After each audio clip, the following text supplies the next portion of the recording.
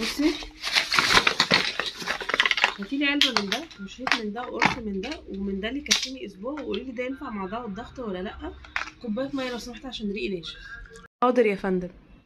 يا دكتوره عرفيني لو خدت من كله علب بكام وشرايط بكام، ولو كفاني اسبوع بكام، ولو شهر بكام، وما تنسيش تجيبي لي العلبه اللي عليها عفريت بعين واحده.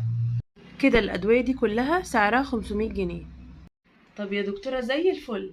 شوفي بقى هتاخديهم بخصم كام، 50%، 40%، انت وذوقك، ومش عايزه فلوس.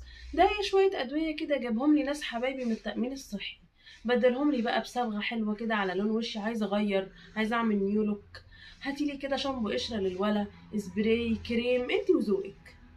لا طبعا الادويه دي انا ما ينفعش اخدها، لان ادويه التامين او الادويه اللي بتصرف من اي جهه ما ينفعش تتباع كده في الصيدليات. كمان الادويه ليها طريقه حفظ معينه، انا ما اعرفش حضرتك كنت حافظاها ازاي في البيت او عند درجه حراره كام. كمان حضرتك لازم تبقي عارفه ان ما ينفعش تاخدي اي حاجه مش محتاجاها، لانك بتحرمي حد تاني ممكن يكون محتاجها بالفعل. خلاص يعني حضرتك هتديني محاضره؟ والله كان نفسي انفعك.